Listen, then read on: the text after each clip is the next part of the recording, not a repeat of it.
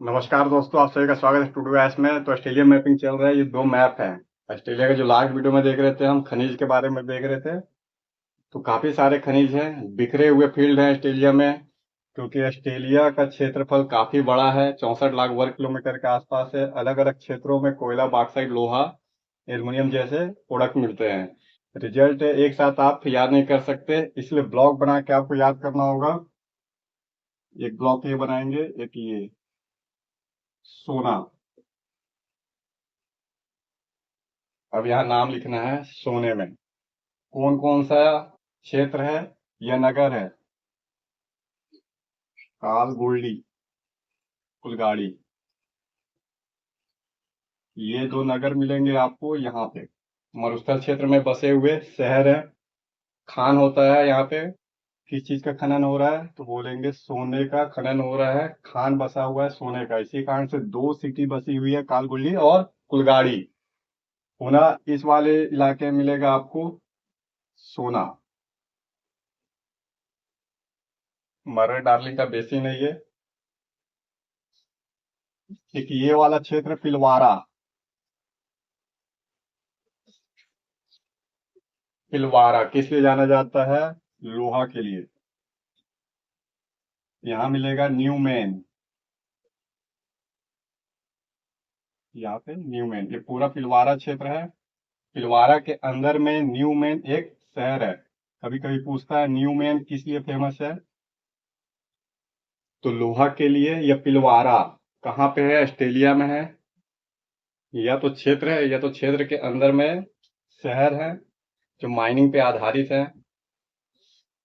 तो न्यूमेन लो अयस्क के लिए।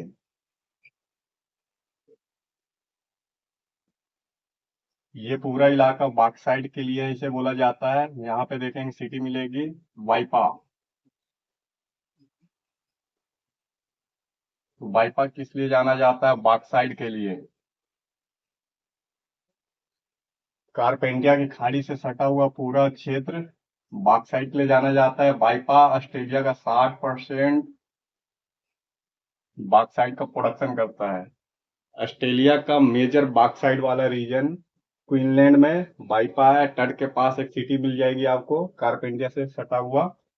तो बॉक्साइट, सोना, लोहा, बॉक्साइट। इस पूरे इलाके में आपको मिलेगा कोयला। जो माउंट ग्रेट डिवाइनिंग रेंज है पर्वत, तो डिवाइडिंग रेंज में ही कोयला मिलता है इसका। अब इतने बड़े क्षेत्र में कोयला मिल रहा है तो कुछ का नाम याद करना पड़ेगा, जैसे ब्रिस्बेन। ब्रिस्बेन के पास कोयला। सिडनी का क्षेत्र वाला कोयला, सिडनी कोल ब्लॉक क्षेत्र। एक मेलबोर्न मिलेगा आपको। मेलबोर्न में लिग्नाइट मिलते हैं, जो कोयले का एक फॉर्म है। मेलबोर्न सिटी, यहाँ पे लिग्नाइट मिलते हैं। अर्थात जो कोयला है ऑस्ट्रेलिया में ग्रेट डिवाइनिंग रेंज वाले क्षेत्र में मिल रहा है। इसमें सारे सिटी मिलेंगे आपको, बंदरगाह शहर ब्रिस्बेन, सिडनी, मेलबोर्न। और इस इलाके में पूरा कोयला है।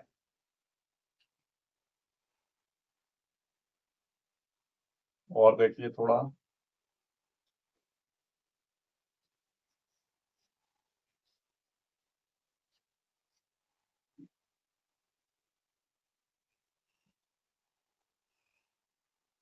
यहाँ पे आपको मिलेगा फ्रॉम झील, फ्रॉम लैक।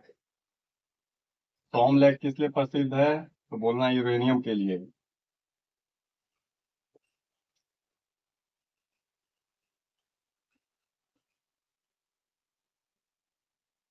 तो यूरेनियम का पहले से हम देख रहे थे रेडियम हिल, माउंट ईसा पहले वाले वीडियो में। लेकिन एक नया है फ्रॉम झील। ये मिलेगा आपको, जो फिल्डर श्रेणी है इसी के पास फ्रॉम झील। छोटा सा झील है लेकिन पूरा इलाका यूरेनियम के लिए जाना जाता है। तो सीधा पूछ लेगा आपसे फ्रॉम झील कहाँ पे है? ऑस्ट्रेलिया में है, और दक्षिण ऑस्ट्रेलिया में है। किससे जाना जा रहा है? यूरेनियम के लिए जाना जा रहा है। अन है ब्रोकन हिल। ब्रोकन हिल, माउंट ईसा,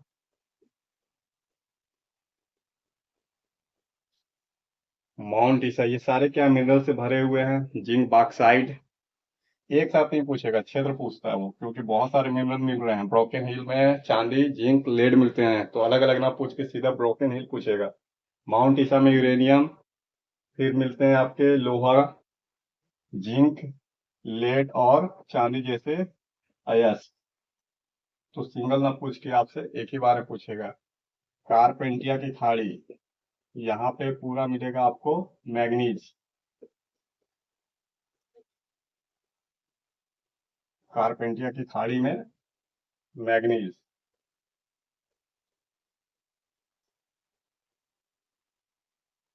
एक नाम है द्वीप का, ग्रुटी इग्लैंडेड।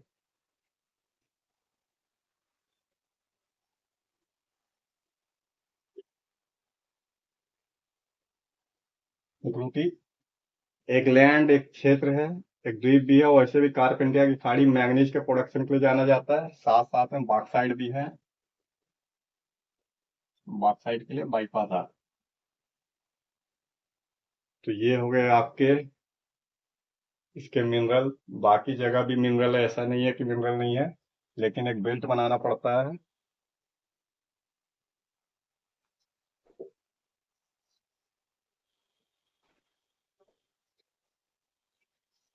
ऑस्ट्रेलिया में ट्रांसपोर्टेशन देखिए अब, परिवहन कैसे होता है ऑस्ट्रेलिया में।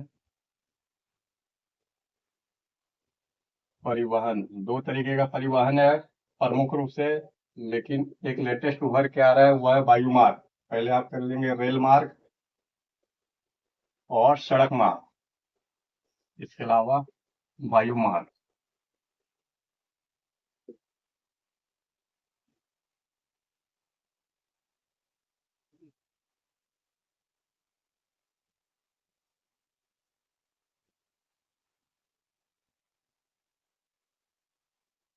ये रेल मार्ग, ऑस्ट्रेलिया में दो रेल मार्ग है। ट्रांस कंटिनेंटल ऑस्ट्रेलियन रेल मार्ग के नाम से जाना जाता है। ट्रांस कंटिनेंटल रेल मार्ग, क्या बोलेंगे, रेलवे।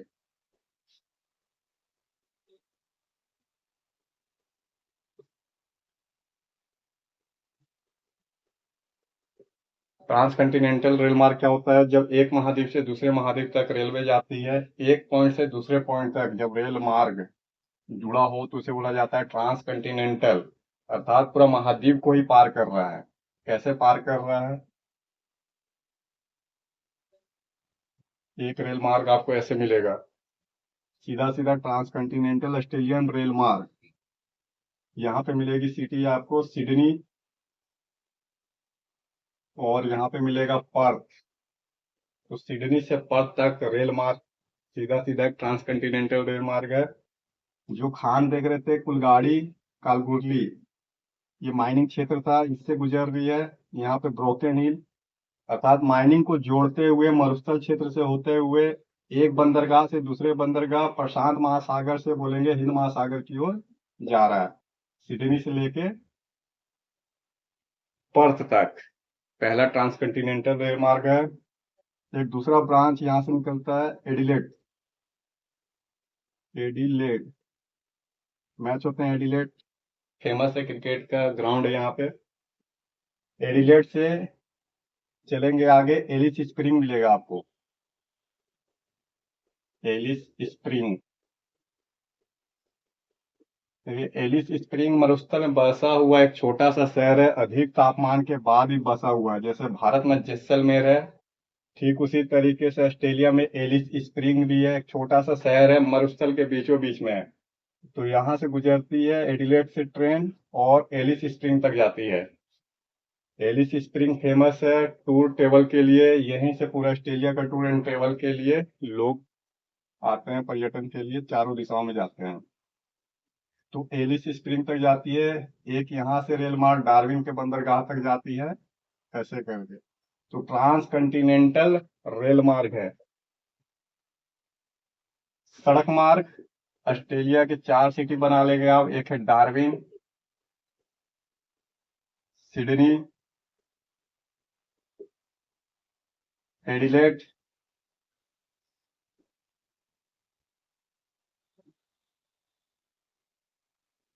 एडिलेड और पर्थ, 4 दिशाओं में 4 सिटी बंदरगाह, ये सब बंदरगाह हैं, सड़कों से जुड़े हुए हैं ऐसे करके। सेंटर एडिलेड है, एडिलेड सभी दिशाओं से जुड़ता है, और यहीं से ऑस्ट्रेलिया में ट्रांस, जिस तरीके से कंटिनेंटल रेलवे है तो ट्रांस बोलेंगे, नेशनल हाईवे भी है वहां पे। तो सिडनी से पर्थ तक जा रही है, खान वाले क्षेत्र से जा रही है, ट्रांस कंटिनेंटल रेलवे के पैरेलल में है सड़क। अगर ये रेलवे है तो इसी के पैरेलल में सड़क भी चल रही है। देखिए, ऑस्ट्रेलिया में 1 लाख किलोमीटर सड़क, अगर मैं मान लेता हूँ 1 लाख किलोमीटर का सड़क का लंबाई है, जनसंख्या कम है, तो 25,000 लोगों को लगभग 1 लाख किलोमीटर सड़क अवेलेबल है, अर्थात इसे डेंसिटी बोलते हैं, सड़क घनत्व। सड़कों का घनत्व कि प्रति वर्ग किलोमीटर में कितने सड़क हैं और कितने लोग सड़क का इस्तेमाल कर रहे हैं। तो 1 लाख किलोमीटर का सड़क हो गया, लेकिन इस्तेमाल करने वाले कम है, डेंसिटी अधिक हो जाएगी। तो ऑस्ट्रेलिया में सड़क का घनत्व विश्व का सबसे अधिक है, भारत से तो बहुत अधिक है सड़कों का घनत्व, और ऊपर से नेशनल हाईवे है, कम जनसंख्या के बाद भी इसको जोड़ा गया है। फिलहाल जो ऑस्ट्रेलियन है, अर्थात ऑस्ट्रेलिया के मूल निवासी जो नागरिक होते हैं, वो सड़क और रेलवे की जगह वायु मार्गों का ज्यादा इस्तेमाल करते हैं। हेलीकॉप्टर सेवा बहुत ही विकसित है ऑस्ट्रेलिया में। अगर प्रति वर्ग किलोमीटर में देखें, हेलीकॉप्टर सेवा देने में ऑस्ट्रेलिया सबसे टॉप पे आता है। ऑस्ट्रेलिया में एग्रीकल्चर के लिए, फिर ट्रांसपोर्टेशन के लिए, टूर एंड ट्रेवल के लिए हेलीकॉप्टर सेवा अवेलेबल है। इवन कुछ कुछ क्षेत्रों में हेलीकॉप्टर के जरिए भी सिंचाई की व्यवस्था की जाती है। तो एग्रीकल्चर सेक्टर में भी हेलीकॉप्टर का इस्तेमाल हो रहा है। फिर जो प्रोडक्ट होते हैं एग्रीकल्चर प्रोडक्ट, उसके ट्रांसपोर्ट करने के लिए हेलीकॉप्टर का इस्तेमाल हो रहा है। एक सिटी से दूसरे सिटी के बीच काफी अधिक किलोमीटर होते हैं लंबा दूरी। अगर सिडनी है, सिडनी से मेलबोर्न जाना है, तब भी हेलीकॉप्टर सेवा का लोग इस्तेमाल करते हैं। और ऑस्ट्रेलिया की प्रति व्यक्ति आय भी अधिक होने के कारण वायु मार्ग का अधिक इस्तेमाल होता है।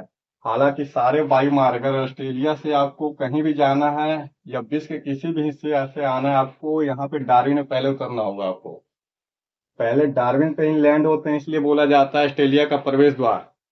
डार्विन ऑस्ट्रेलिया का प्रवेश द्वार क्यों है? क्योंकि सारे के सारे जो इंटरनेशनल एयरलाइंस होते हैं पहले डार्विन में आते हैं, उसके बाद ही सिडनी, एडिलेड, पर्थ हो या ब्रिस्बेन हो, ऐसे जाते हैं। फिर से अगर सिडनी है, सिडनी से इंडिया आना है या अमेरिका जाना है, तो फिर से आप वापस जाएंगे यहाँ पे डार्विन। तो डार्विन ही इंटरपोर्ट है इसका, एग्जिट करने के लिए और एंट्री करने के लिए।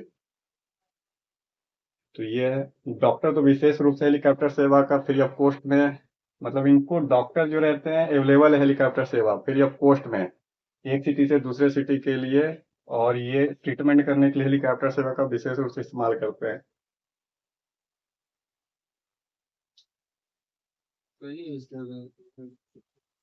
तो क्या देखना है हमको? अब एग्रीकल्चर थोड़ा सा देख लेते हैं, ऑस्ट्रेलिया में एग्रीकल्चर कैसे होते हैं, कृषि।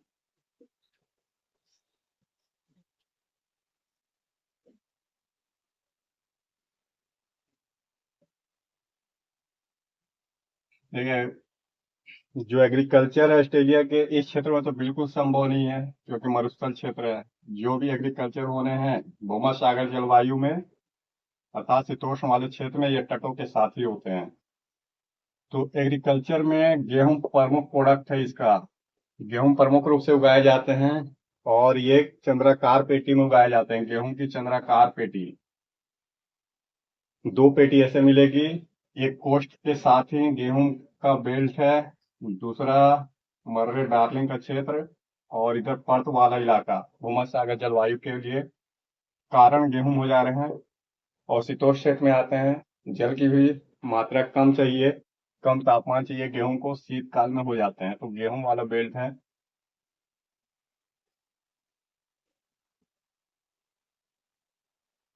चावल वाला बेल्ट मिलेगा मर्रे डार्लिंग का बेसिन, क्योंकि सिंचाई अवेलेबल है, चावल के लिए अधिक मात्रा में पानी चाहिए, तो मर्रे और डार्लिंग होगा यहाँ पे जो नदी है, मर्रे डार्लिंग का बेसिन, यहाँ पे चावल होते हैं। तो आपको दिखाना है मर्रे डार्लिंग में सिंचाई के कारण चावल होते हैं। इसके अलावा कपास कुछ मात्रा में होते हैं। फिर बोलना है आपको, खट्टे फल होते हैं।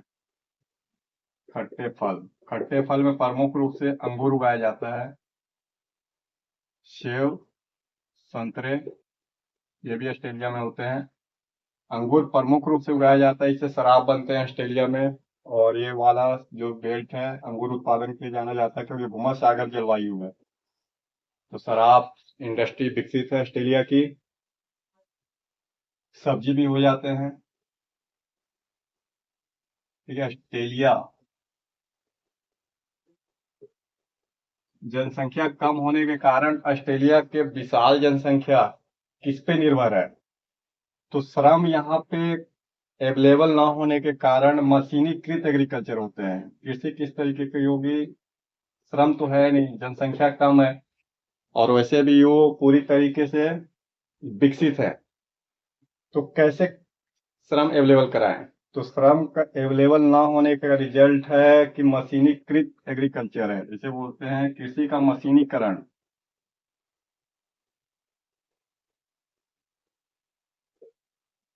हजारों हजारों एकड़ हेक्टेयर क्षेत्र एक ऑस्ट्रेलियन नागरिक के पास लैंड अवेलेबल है।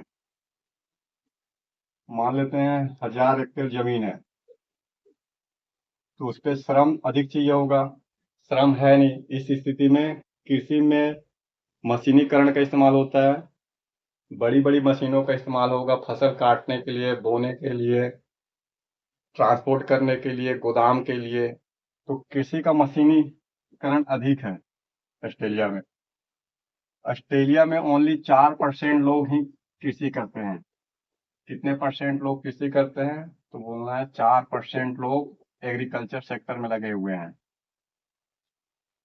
कृषि जीडीपी में कम योगदान करती है, लेकिन ऑस्ट्रेलिया का प्रमुख इनकम का सोर्स है। अगर इनकम की बात करें, जैसे गेहूं का एक्सपोर्ट करता है ऑस्ट्रेलिया।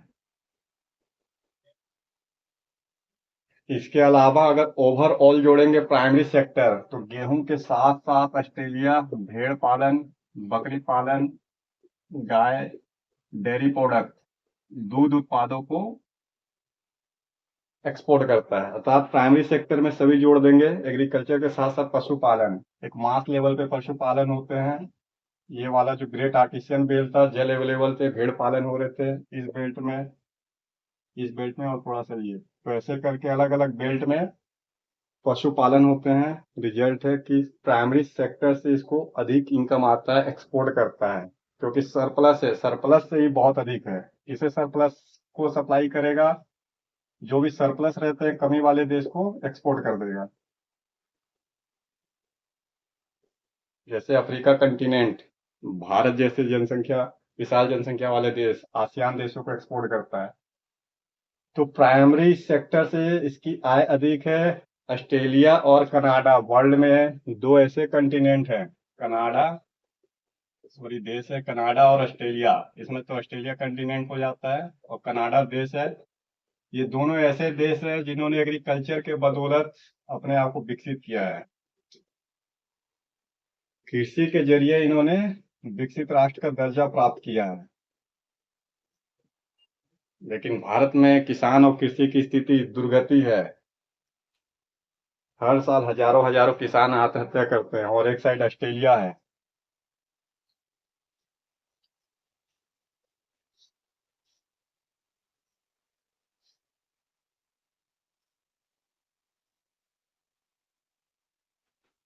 ऑस्ट्रेलिया का नगरीकरण, अर्बनाइजेशन, नगर, तो नगर कहाँ मिलेंगे ऑस्ट्रेलिया में?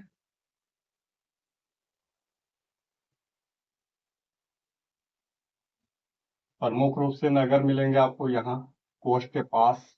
नाम देखेंगे आप, Brisbane, Gold Coast, Sydney, Canberra, Melbourne,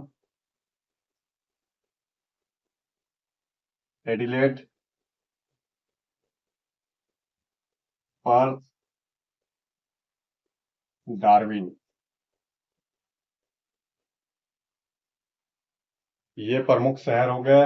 Australia का नगरीकरण 80% से अधिक है, अर्थात सारे लोग ऑलमोस्ट कहाँ रह रहे हैं, नगर में रह रहे हैं। किसी भी देश का नगरीकरण कितना जाएगा, मैक्सिमम 100% जाता है। छोटे छोटे देश जैसे हांगकांग, सिंगापुर का तो नगरीकरण 100% है।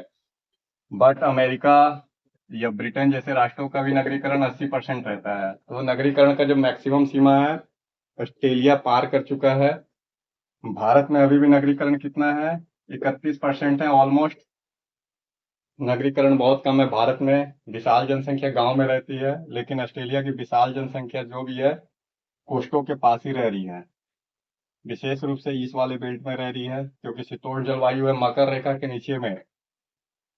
सबसे अधिक जनसंख्या किसकी है, सिडनी। सिडनी की जनसंख्या 55 लाख है। ऑस्ट्रेलिया की सबसे बड़ी सिटी कौन सी है जनसंख्या में, तो बोलना है सिडनी। और सबसे विकसित भी है सिडनी। सेकंड नंबर पे मेलबोर्न। मेलबोर्न की जनसंख्या मिलेगी आपको 51 लाख। तो 51 लाख जनसंख्या है मेलबोर्न का। देखिए, मेलबोर्न और एडिलेड, पर्थ, ये किसके लिए जाने जाते हैं, क्रिकेट के लिए। क्रिकेट खेल होते हैं।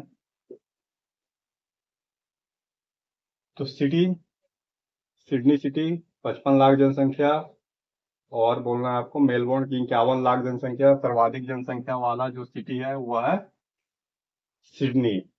80% से अधिक नगरीकरण है। बाकी छोटे छोटे शहर मिलेंगे बिखरे हुए, जिसकी जनसंख्या बहुत ही कम है। बीच में एलिस स्प्रिंग था, इसकी जनसंख्या 25,000 है। मरुस्थल क्षेत्र में है, तो 25,000 जनसंख्या है। बाकी तस्मानिया है, कुछ विशेष जनसंख्या नहीं है। तो ओवरऑल ये है आपका ऑस्ट्रेलिया।